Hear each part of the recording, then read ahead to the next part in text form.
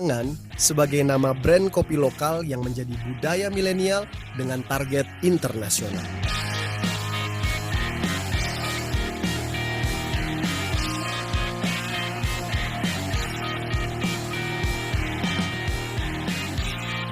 Yang mem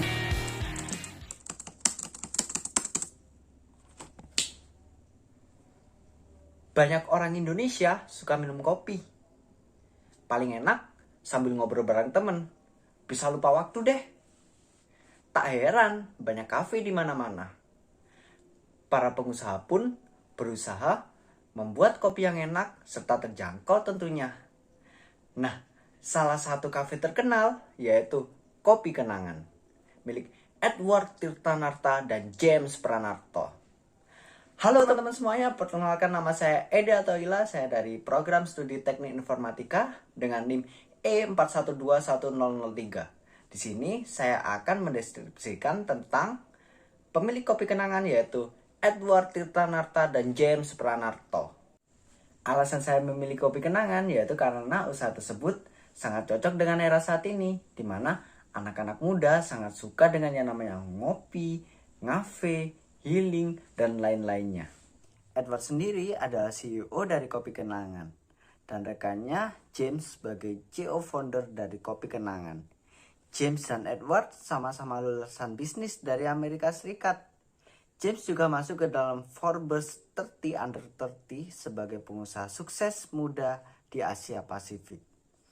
Mereka adalah pengusaha muda yang sukses mendirikan Kopi Kenangan sejak Agustus tahun 2017. Di mana tujuan mereka adalah memperkenalkan kopi Indonesia ke masyarakat luas baik dalam maupun luar negeri. Dengan branding Kopi Kenangan tersebut, James Pranarto berada di bawah kategori retail dan e-commerce 2019, yang mana usaha ini dapat menjadi besar dengan penggunaan teknologi. Tak ada bisnis yang instan, semua butuh proses. Dalam memulai bisnis, bahkan untuk sukses berkiprah sampai saat ini, tentunya banyak kesulitan. Edward berpegang teguh pada prinsipnya. Menurutnya, inti dari bisnis adalah memberikan solusi atas suatu permasalahan yang ada pada masyarakat. Untuk memulai bisnis kopi kenangan sampai dikenal oleh masyarakat luas tidak mudah.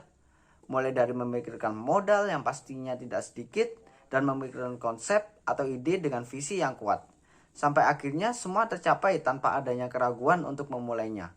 Menurut Edward, kunci sukses dalam mendatangkan pelanggan yaitu terletak pada strategi branding yang kuat dan konsep yang menarik. Meski punya latar belakang pendidikan yang keren, gak berarti mereka langsung sukses.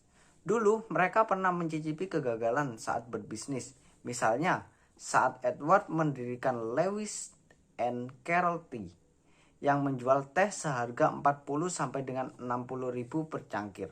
Ternyata harganya terlalu mahal untuk sebagian orang Indonesia sehingga hasilnya kurang sesuai harapan. Belajar dari kesalahannya, Edward berusaha mengamati tren dengan lebih cermat. Dia menyadari kalau ada banyak orang Indonesia yang suka nongkrong sambil minum kopi. Tetapi beberapa tahun lalu jumlah kafe masih sedikit dan harga kopinya pun relatif mahal. Sebab pasar kopi di dalam negeri masih dikuasai oleh merek-merek internasional.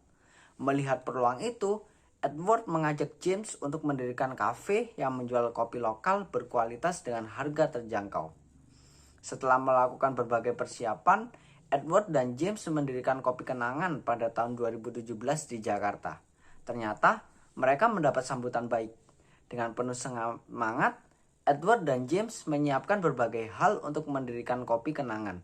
Mulai dari memilih biji kopi lokal, memilih mesin pembuat kopi yang tepat, hingga merekrut beberapa karyawan untuk membantu pengelolaan. Akhirnya, kafe ini dibuka pada tahun 2017 di Menara Standard Cathedral Jakarta Selatan. Mereka sempat khawatir kalau nggak ada pengunjung yang datang. Ternyata Kopi Kenangan mendapat sambutan yang cukup baik dan bisa menjual 700 gelas pada hari pembukaan.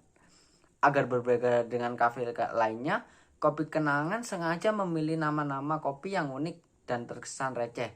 Ternyata itu sangat disukai oleh pelanggan. Edward dan James ingin para pembeli merasa nyaman saat datang ke kafe. Jadi keduanya sengaja memilih nama kopi kenangan agar terkesan lebih akrab dan merakyat, terutama bagi anak muda. Nama-nama kopi yang dijual pun tergolong unik dan receh. Ada lebih dari 20 jenis kopi dan minuman lainnya yang diberi nama kopi kenangan mantan, kopi kenangan masa lalu, kopi kenangan lupakan dia, dan lain-lainnya. Nama unik tersebut berhasil menyedot perhatian banyak orang. Dengan sukarela, para pembeli pun mempromosikan menu kopi kenangan di media sosial. Hingga Edward dan James bisa menghemat biaya marketing. Seiring berjalannya waktu, kopi kenangan semakin sukses. Meski saingan bertambah banyak, kafe ini telah berkembang menjadi ratusan gerai yang dikelola oleh ribuan karyawan. Hingga saat ini, lebih dari 300 gerai kopi kenangan di Indonesia yang memiliki 3.000 karyawan. Edward dan James pun terus melakukan inovasi-inovasi baru. Misalnya membuat aplikasi ponsel khusus untuk memberi menu kopi kenangan.